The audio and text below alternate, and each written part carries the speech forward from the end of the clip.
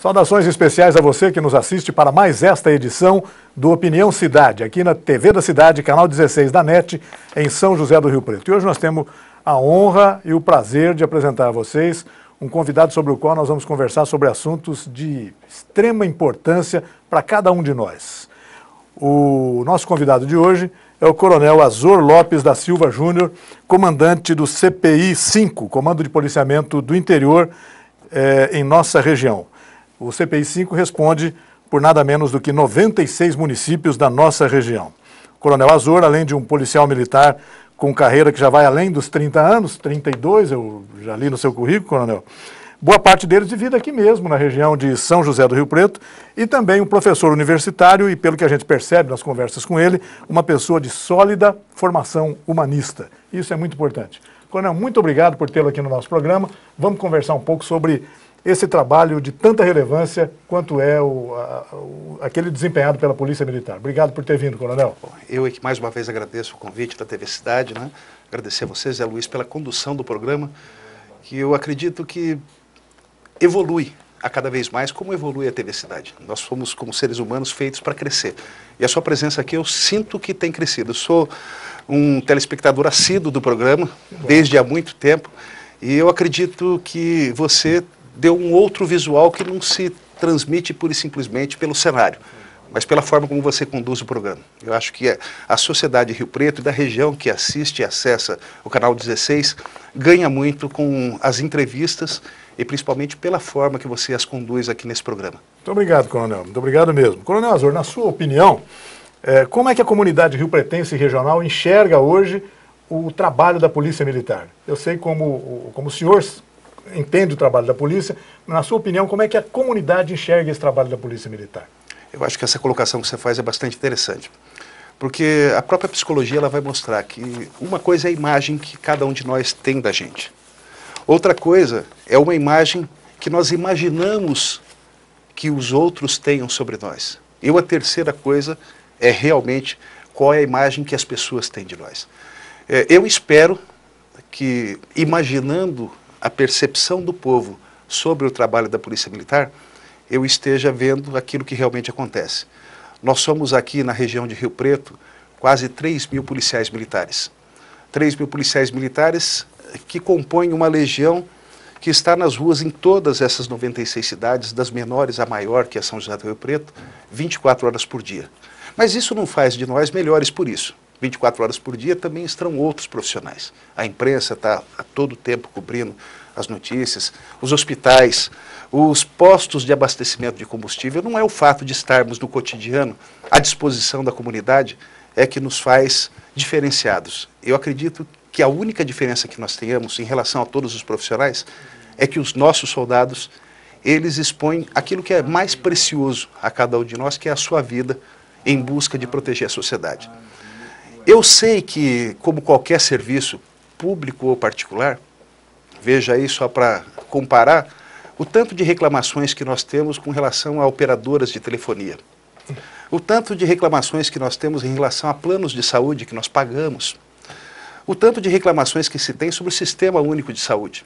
Então, todo o trabalho, ele procura... Suscita insatisfações. E ele busca sempre um equilíbrio, não? Um equilíbrio entre aquilo que são as demandas e aquilo que são realmente as potencialidades, aquilo que se pode oferecer à sociedade. E nós temos, obviamente, a nossa limitação.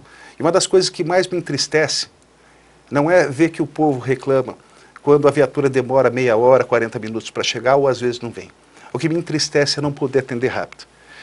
E essa tristeza, ela poderia ser rompida, ela poderia ser desfeita, se o modelo de polícia fosse outro. Mais adiante, se me permitir, eu posso até ir um pouco mais profundamente nessa questão, mas em que pese essas falhas que nós vamos encontrar, que são naturais, são corriqueiras, a demora às vezes de uma viatura chegar, eu tenho certeza que as falhas na prestação de serviço, elas são muito pequenas, perto da quantidade de prestação de serviço boa que a gente tem. Nós temos pouquíssimas reclamações de agressões policiais, de violência de policiais, e essas, é claro, elas ganham um destaque, e é natural que ganhem destaque. Por quê? Eu te digo isso, Zé Luiz, porque nós somos um órgão do Estado que monopoliza o uso da força. Alguns vão dizer no meio ambiente que a polícia é aquela que tem, em nome do Estado, o monopólio do uso da violência, né? Mas uma violência que, vão dizer os teóricos, legítima. E qualquer situação em que o policial exerça esse trabalho de conter as liberdades, nós vivemos em junho passado a fase das manifestações. Certamente esse ano a gente vai viver também uma fase, eu diria, até mais tensa, porque junto a isso nós temos um ano eleitoral e temos, coincidentemente, um evento mundial, que é a Copa do Mundo. Todas as televisões do mundo estarão aqui. Eu tenho certeza que aqueles que organizam os movimentos, muitas vezes legítimos, vão aproveitar essa situação. E o que vai caber à Polícia Militar, o que coube em junho, o que cabe no cotidiano? Conter excessos. E conter excessos violentos, só é possível, isso é uma lei da física, não há reação sem que haja uma ação em igual intensidade em sentido oposto. Sem dúvida. E nessas cenas o policial vai ter que agir.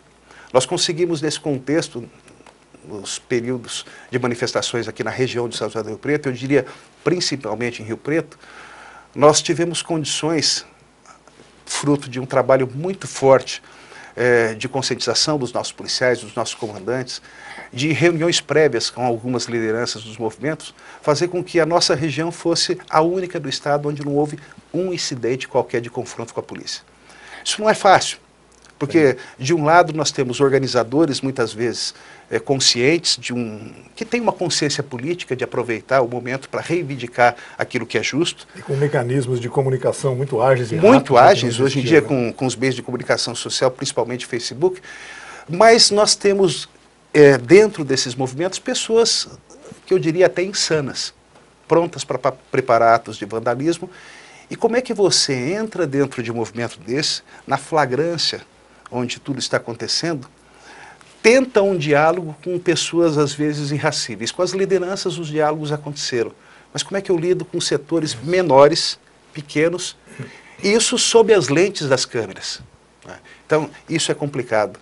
Em síntese, José, eu penso que a visão que nós procuramos deixar e que espero que estejamos deixando a nossa comunidade é que nós somos um serviço peculiar nesse sentido.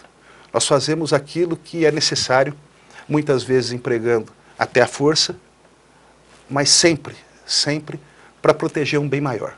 Um policial, vez ou outra, vai ter que agredir, conter uma pessoa, algemar uma pessoa, às vezes até disparar uma arma letal ou não letal contra uma pessoa, mas para proteger você. Uma situação de assalto, uma situação de refém. Sem dúvida alguma, em contextos como esse, a sua família vai aplaudir a polícia. Mas certamente, e isso é absolutamente natural, a família daquele que foi atingido, ainda que seja uma pessoa que tem uma conduta desviante, um bandido, a família dele vai sofrer. Que pai, que mãe não sofre ao ver o filho, ainda que seja bandido, baleado e morto? Então, a polícia tem essa peculiaridade. Como é que eu consigo agradar todos? Fosse eu entregador de pizza, e a pizza fosse de bom sabor, eu conseguiria talvez agradar todos, até pela quantidade de sabores que eu poderia oferecer. Mas o meu serviço não. O meu serviço, o serviço do meu policial, é te oferecer proteção. Muitas vezes, para isso, eu tenho que usar de força contra quem te agride. E aí eu vou ter divisões nas opiniões, né? Você feliz e do outro lado alguém triste. Sem dúvida. Bom, o senhor, no início da nossa conversa, o senhor disse que defenderia um novo modelo de polícia para o Brasil, para o estado de São Paulo, etc. Só uma curiosidade minha, se o senhor se quiser estender mais sobre isso, fique à vontade. Esse modelo passaria pela unificação da civil com a militar ou não tem nada a ver com isso? Essa é uma das teses, José. Nós temos uma série de ideias que gravitam, mas o mais triste é que de tantas ideias, outras tão boas, outras nem tanto, a desmilitarização é uma delas, a unificação das polícias é uma delas, mas qualquer uma dessas duas, entre elas a unificação, há argumentos muito fortes no sentido contrário que eu os pondero. Se nós buscarmos nas experiências internacionais, com cuidado daquele que compara Brasil com outros países, deve ter. Eu não posso comparar o Brasil com Estados Unidos, com o Irã, eu não posso comparar com países europeus, onde nós temos uma outra sociedade, uma outra formação cultural, outros valores. Mas em alguns pontos, os modelos burocráticos eu sei que posso comparar. Então, quando eu falo que em toda a Europa, e eu posso dizer porque foi exatamente esse meu tema de pesquisa no meu doutorado, pela Unesp aqui em Araraquara. Se nós buscarmos em toda a Europa, se nós buscarmos nos Estados Unidos, se nós buscarmos na América Latina, e se nós formos lá no Oriente Médio, esse eu digo com certeza, no Japão, a polícia do Japão tem há algum tempo intercâmbio com a Polícia Militar do Estado de São Paulo, em trabalhos na área de polícia comunitária, policiamento de proximidade, em todo o mundo, nestas partes que eu disse, não se fala de uma única polícia, não se tem uma única polícia. Na Europa você vai encontrar uma única polícia no Reino da Dinamarca. Mas a gente sabe qual o tamanho da Dinamarca. É metade do estado de São Paulo com metade da sua população. A Dinamarca não supera sequer a população e o território do interior paulista. Não só as demandas são menores, mas são muito menos diversificadas, né? O Reino da Dinamarca foi, pelas Nações Unidas, por um setor de pesquisas das Nações Unidas, considerado o país onde mais se chega próximo à felicidade. Isso em relatório da Organização das Nações Unidas. Então, como é que eu posso comparar? É o único país em que há uma única polícia. Então, eu penso que a minha crítica em relação ao modelo de polícia, quando se estabelece, ela não se estabelece com essa perspectiva de unificar. Entendi. Por quê? Porque as experiências mundiais mostram que não. Que há várias polícias. Aonde que entra a minha crítica de uma maneira bastante incidente? É só no Brasil, em lugar nenhum do mundo mais, que nós temos essa divisão de polícias da forma como se tem aqui no Brasil. É só no Brasil que nós temos uma polícia que tradicionalmente a ela foi incutida a ideia de que o papel é puramente preventivo e ostensivo, ostensivo pela farda, ostensivo porque suas viaturas são caracterizadas, e essa polícia é a Polícia Militar. Uma polícia que tem 182 anos de existência, que vem desde o início do Brasil praticamente. Exato. Com a vinda da família real aqui. E nós temos uma outra polícia que é a Polícia Civil, encarregada daquilo que nós iríamos dizer nos termos constitucionais de apuração das infrações penais. Polícia Judiciária. Claro. Polícia Judiciária.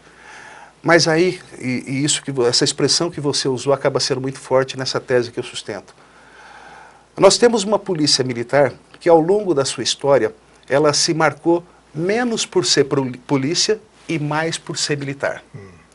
E nós temos uma polícia civil, historicamente, que se marcou, ao menos na minha visão, menos por ser polícia e mais por ser judiciária. Então, de um lado, nós vemos uma polícia civil que deveria investigar fortemente, e essa deveria ser a tônica da polícia civil, da polícia judiciária, a investigação criminal. E o que eu estou dizendo não é nada tão novo. Recentemente, há uma semana atrás, o próprio secretário Fernando Grella, secretário de Segurança Pública do Estado de São Paulo, revelou à imprensa, à grande imprensa brasileira, que o índice de elucidação, de esclarecimento, nos casos de roubos não chega a 2%. 2%. De 100 roubos, 2 a autoria descoberta. E eu ousaria te dizer, José Luiz, que esses 2% são os casos em que, por sorte ou por eficiência, a Polícia Militar vai e prende em flagrante o bandido, logo depois do roubo. E aí apresenta, ele é autuado em flagrante. Nesses casos nós temos a autoria esclarecida. Mas como é que eu posso pensar, quando eu te dizia de um modelo ineficiente, como é que eu posso pensar de uma instituição que consegue esse handicap de 2% de eficiência? Alguns poderiam contra-argumentar dizendo, mas nos casos de homicídio, esses índices chegam a 60%, em alguns lugares a 80%. Boa parte desses casos eu falo da autoridade de quem está há 32 anos trabalhando só com isso. Quase 100% desses casos de homicídios esclarecidos são fruto do quê? Fruto não de investigação, mas fruto de prisões em flagrante. Esse modelo é que está errado. Mas o que há de correto nos modelos, ou o que há de melhor nos modelos desses outros países a que eu me referi? Lá, as polícias não se dividem dessa forma. Elas se dividem enquanto instituições, por força das tradições, por força de uma construção histórica muito mais antiga do que a brasileira. Sim. São polícias com 500 anos, com 600 anos. Se nós pegarmos, por exemplo, a França, a gente importa muito, a França influenciou a Europa quase toda, pelo menos a Europa ibérica, Portugal, que foram os nossos colonizadores. Sim. A França tem até hoje várias polícias, não são duas, mas duas se destacam. A Polícia Nacional e a Gendarme. A Gendarme é uma polícia militar que cuida de mais de 80% do território francês. O que resta para a Polícia Nacional é a capital Paris e as suas cercanias da Grande Paris. Então, qual o modelo que eles têm lá? Eles fazem coexistir polícias, mas aquilo que nós chamamos tecnicamente de polícias de ciclo completo. O que é o ciclo completo? É eu, aqui no policiamento, trazendo esse modelo para o Brasil. É eu no policiamento, atendendo uma ocorrência de uma briga de marido e mulher, atendendo uma ocorrência de roubo, eu não só tomar as providências naquele momento em que o chamado é feito e que a ocorrência é atendida, mas eu me comunicar diretamente com o Poder Judiciário, fazer o papel de polícia judiciária. Então, eu, soldado de polícia, eu, sargento de polícia, eu, coronel de polícia, faço a autuação em flagrante, eu faço o registro e encaminho isso ao juiz. Mas qual é a vantagem disso? A vantagem é que a outra polícia, que não tem estrutura, tempo e que tem uma demanda gigantesca e que deveria investigar e que por tudo isso só consegue 2% de taxa de eficiência, se o varejo, como nós dizemos, se a massa de ocorrências menores fosse atendida, como acontece nesses outros países, pela polícia militar, nós teríamos menos demanda de trabalho burocrático para a Polícia Civil. Sem dúvida. E aí sim eles teriam condições de investir naquilo que é o seu papel principal, polícia investigativa. E as vantagens adicionais seriam aí a agilidade desse processo todo, barateamento. Tudo isso, o custo público disso é gigantesco. Exato. Ontem mesmo, dando aula para os meus alunos, eu dizia, nós trabalhamos num modelo burocrático que remonta a 2 séculos atrás. Nós trabalhamos com um modelo burocrático de um código que traz a marca do Código Criminal do Império de 1831. De lá para cá, eu digo com absoluta tranquilidade, nada se aprimorou senão tecnologia de polícia. Graças a Deus, a tecnologia, ela arrefece um pouco mais esse sistema que só não é pior porque não há espaço.